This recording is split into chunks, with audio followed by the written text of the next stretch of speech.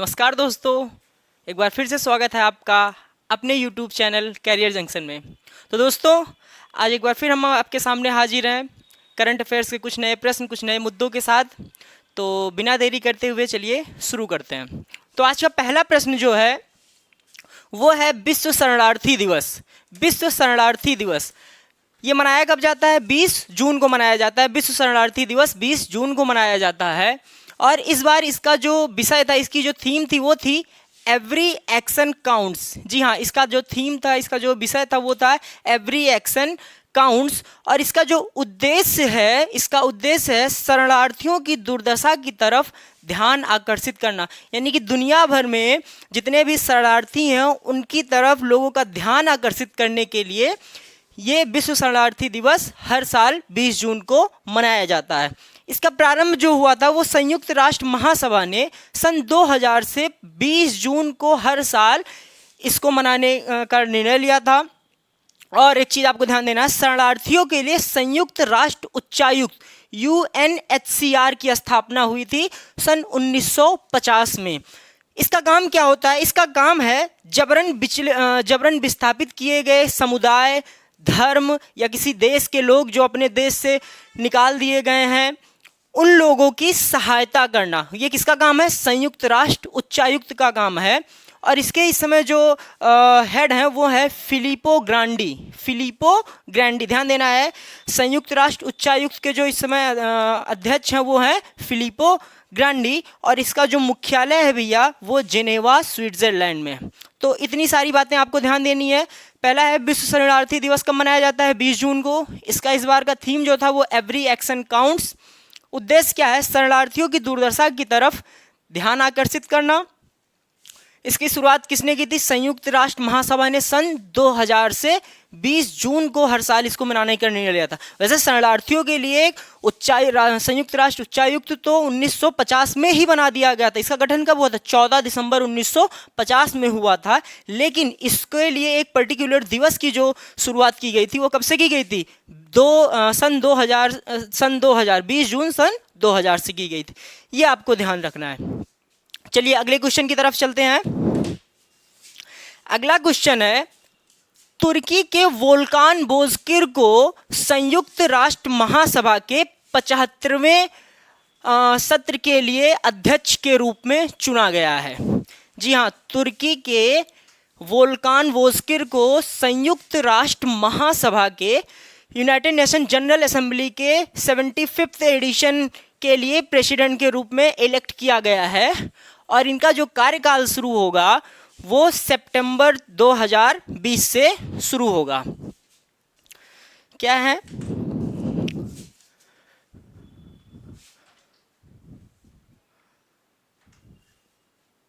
तुर्की के Volkan Bozkir, तुर्की के Volkan Bozkir, इनको क्या चुना गया है? संयुक्त राष्ट्र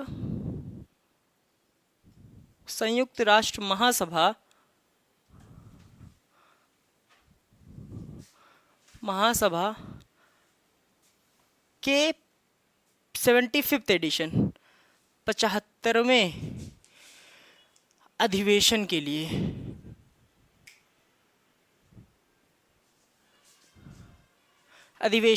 लिए अध्यक्ष चुना गया है।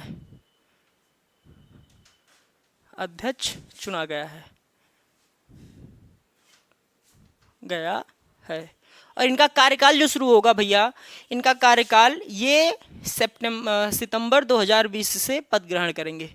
ये सितंबर 2020 से पद ग्रहण करेंगे।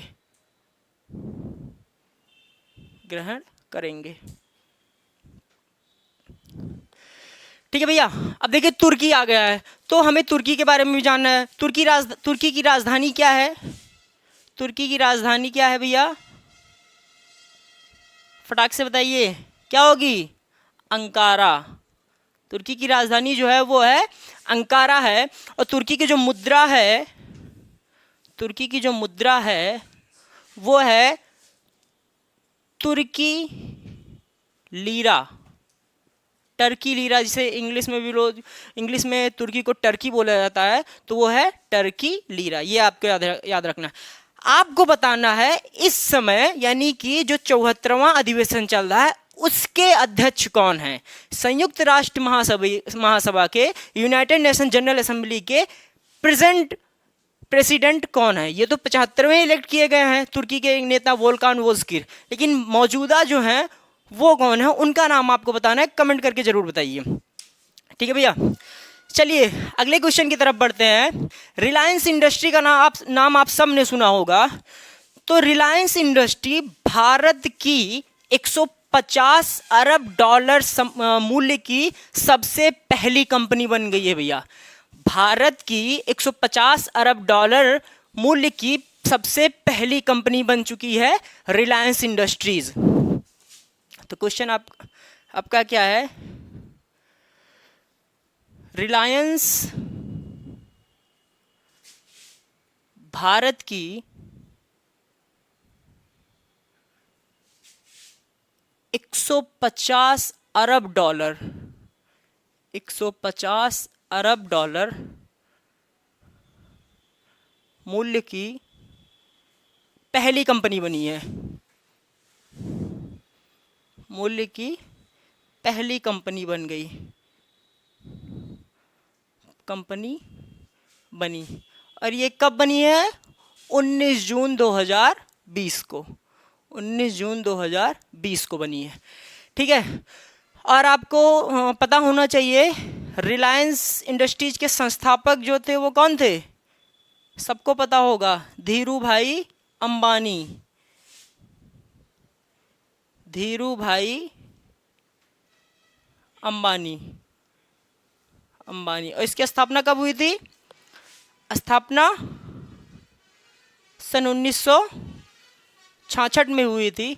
इसका जो हेडक्वार्टर है वो कहाँ है? मुंबई, मुंबई महाराष्ट्र,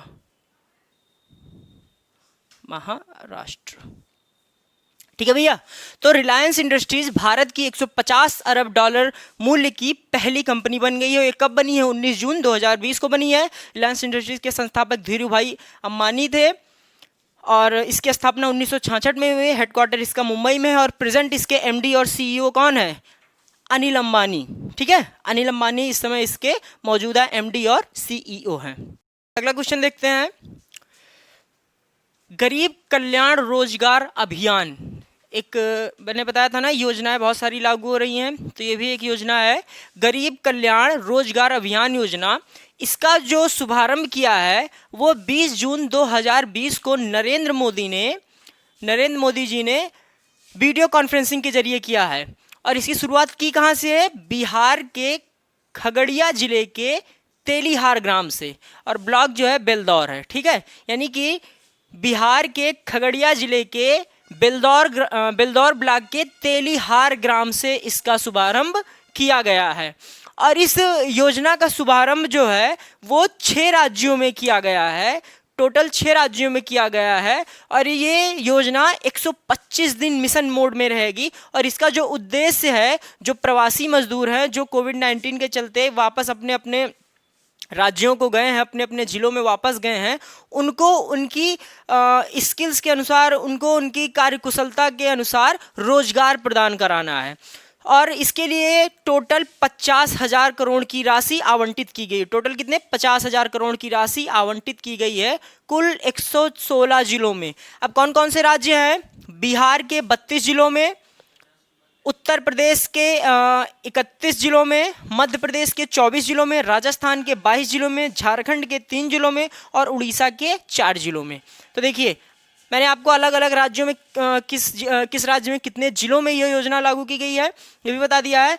और टोटल 116 जिलों में ये योजना लागू की गई है। इनका उद्देश्य क्या है? कौशल के अनुसार रोजगार। 125 दिन ये योजना, 125 दिन मिशन मोड में ये योजना रहेगी। तो देखिए इसमें आपको ध्यान क्या देना है। पहली बात, गरीब कल्याण रोजगार अभियान, ठीक है। ये कहाँ से लागू किया गया है? बिहार अगर राज्य पूछ रहा है तो आप बिहार बताएंगे। अगर बिहार के किस जिले से, तो जिला क्या है? खगड़िया है। अब उसमें अगर आपसे ग्राम भी पूछ ले रहा है, आप ग्राम भी बता दीजिए। ठीक है, एकदम इन डेप्थ में आपको बता रहे हैं। कितने राज्यों में लागू किया गया है? 6 राज्यों में लागू किया गया है। कितने दिन ये मिशन मोड में रहेगा? 125 दिन मिशन मोड में रहेगा। टोटल आवंटित राशि 50,000 करोड़ रुपए की राशि। उद्देश्य क्या है? कौशल के अनुसार रोजगार उपलब्ध कराना। और कौन कौन से राज्य हैं? बिहार, उत्तर प्रदेश, मध्य प्रदेश, राजस्थान, झारखंड और उड़ीसा। तो ये रहा, आप अगर स्क्रीनशॉट लेना चाहे ले ले। चलिए अगले क्वेश्चन की तरफ चलते हैं। अगला क्वेश्चन है भैया, 18 जून 2020 को ब्रिटिश पेट्रोलियम कंपनी ने एक ग्लोबल अपना एक बनाने के लिए पुणे में अपने एक नए केंद्र की स्थापना की है। ब्रिटिश पेट्रोलियम कंपनी, जैसे हिंदुस्तान पेट्रोलियम है, वैसे ही आपका एक बहुत चर्चित कंपनी है, वैश्विक स्तर पे चर्चित कंपनी है ब्रिटिश पेट्रोलियम कंपनी। तो उन्होंने पुणे में एक नए केंद्र की स्थापना की है। इसमें बहुत ज़्यादा कुछ है नहीं, बस इतना ही आपको याद। चलिए अगला क्वेश्चन देखते हैं। 18 जून को ब्रिटिश पेट्रोलियम कंपनी ने अपने वैश्विक व्यापार सेवा के लिए पुणे में एक नए केंद्र की स्थापना की है। तो इम्पोर्टेंट क्या है? पुणे में कहा एक पेट्रोलियम क्षेत्र की एक वैश्विक स्तर की कंपनी है ब्रिटिश पेट्रोलियम कंपनी। जैसे हिंदुस्तान पेट्रोलियम है, वैसे ही ब्रिटिश पेट्रोलियम कंपनी है। तो इन्होंने अपने वैश्विक व्यापार सेवा के लिए भारत के पुणे में एक नए व्यापार केंद्र की स्थापना की है। आपको इसमें इतना ही जानना है। ठीक है, अगला क्वेश्चन है सत्यभामा पोर्टल। बहुत इंपॉर्टेंट है, क्योंकि पोर्टल आ गया, योजनाएं, पोर्टल जितने कुछ भी हैं, ये सब परीक्षा की दृष्टि से बहुत ज़्यादा इंपॉर्टेंट होते हैं। तो सत्यभामा पोर्टल, तो पहले इसका फुल फॉर्म जान लेते हैं। फुल फॉर्म इसका क्या है? साइंस एंड टेक्नोलॉजी योजना फॉर आत्मनिर्भर Bharat in mining advancement. Science and technology योजना फॉर आत्मनिर्भर भारत इन माइनिंग एडवांसमेंट, ये इसका पूरा फुल फॉर्म है। और इसकी शुरुआत जो है केंद्रीय खदान और कोयला मंत्री प्रहलाद जोशी ने की है। किसने की है? अब देखिए यहाँ से एक क्वेश्चन आपका स्ट्रेटेजी का बन जा रहा है। केंद्रीय खदान और कोयला मंत्री कौन है? प्रहलाद जोशी जी हैं। ठीक है, उद्देश्य क्या था इसका? इसका उद्देश्य है खनन व खनिज क्षेत्र में गुणात्मक व नवीन विकास कार्य करने के लिए तथा शोधकर्ता तथा वैज्ञानिकों को प्रोत्साहित करने के लिए। ठीक है, तो ध्यान रखिएगा इसका फुल फॉर्म। और इसका प्रारंभ किसने किया था? प्रहलाद जोशी जी ने किया था। कौन है? केंद्रीय खदान और कोयला मंत्री हैं। उद्देश्य इसका खनन एवं खनिज क्षेत्र में नए नवीन विकास करने के लिए तथा शोधकर्ताओं तथा वैज्ञानिकों को प्रोत्साहित करने के लिए इसका लॉन्च किया गया है। ठीक है, चलिए अगले क्वेश्चन की तरफ चलते हैं। अगला क्वेश्चन है भैया हमारा, एशियाई फुटबॉल परिसंघ AFC ने 2022 के लिए एशिया महिला कप का जो आयोजन है वो भारत को दिया है। ठीक है, तो ये 2022 के लिए भारत इसकी मेज़बानी करेगा। ये इंपॉर्टेंट क्वेश्चन है। जितने भी मैंने बताया था ना, जितने भी खेल होते हैं उनके आयोजन है, कहाँ पे होना है, ये सारे इंपॉर्टेंट है। अभी कल मैंने आपको बताया था क्या, एशियाई युवा पैरा ओलंपिक खेल का जो आयोजन है वो कहाँ किया जाएगा? कमेंट करके तुरंत बताइए, एशियाई युवा पैरा ओलंपिक खेलों का आयोजन कहाँ किया जाएगा?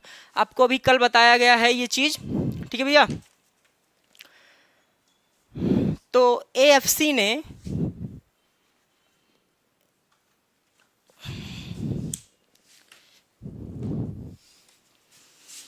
AFC ने 2022 के महिला फुटबॉल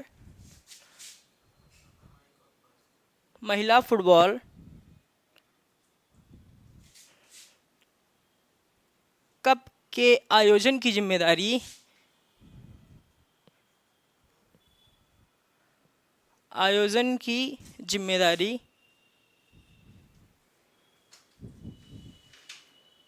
भारत को दी है। तो कह सकते हैं कि 2022 के महिला फुटबॉल कप की मेज़बानी कौन करेगा?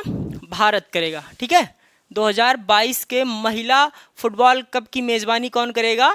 भारत करेगा। ये क्या है? एशिया फुटबॉल आपका AFC है, एशिया फेडरेशन ऑफ फुटबॉल का है। ठीक है, इन्होंने 2022 के लिए भारत को इसका मेज़बान घोषित किया है। ठीक भैया, चलिए अगला क्वेश्चन देख लेते हैं।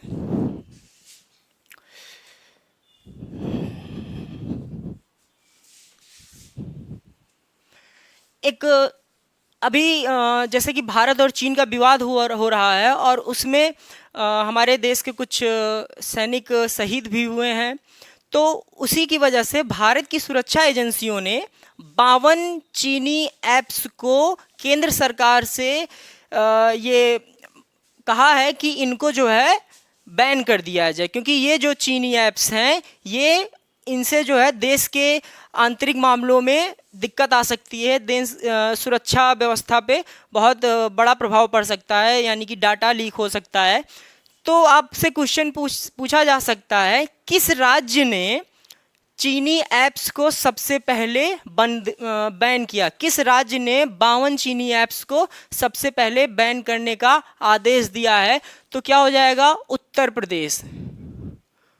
उत्तर प्रदेश ने सबसे पहले 52 चीनी ऐप्स को जो है, चीनी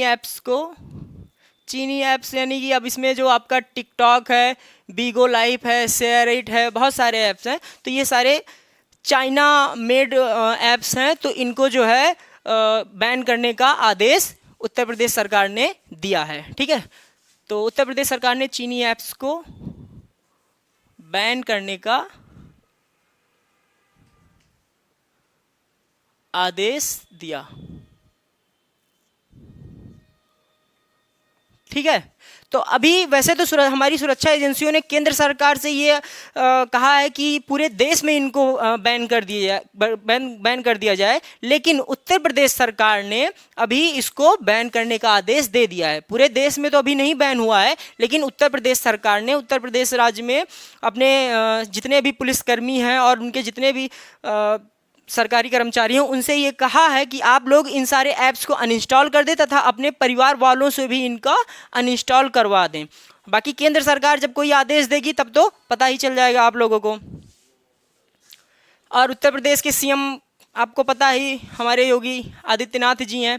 एक दिन मैं आपको पढ़ाऊँगा, यूपी जो जिला है, सिर्फ यूपी, तो ये देखने में छोटा सा लगता है, लेकिन इससे बहुत कई सारे क्वेश्चन बन जाएंगे। इससे मैं आपको लेके जाऊंगा कहाँ? द्वितीय विश्व युद्ध पे लेके जाऊंगा। ठीक है, किसी क्लास में मैं आपको इसको अच्छे से ब्रीफ दूंगा। यहाँ से यूपी से मैं आपको द्वितीय विश्व युद्ध तक लेके जाऊंगा। भाई कहते हैं ना उत्तर प्रदेश वाले हैं सबसे ज़्यादा दबंगई है, ये यूपी है बाबू साहब। ठीक है, तो उस हिसाब से कहने को यूपी है, तो जैसे कहते हैं ना, तो इसको 2 लेटर्स को लेके हम कहाँ तक जाएंगे? द्वितीय विश्व युद्ध तक लेके जाएंगे। ठीक है, तो बने रहिए हमारे साथ। बाकी आपको और सारी क्लासेस टाइम से मिली रही होंगी। अपना ख्याल रखिए, अपने लोगों का ख्याल रखिए, घर पे रहें, सुरक्षित रहें। मिलते हैं एक नए सेगमेंट के साथ। धन्यवाद, जय हिंद।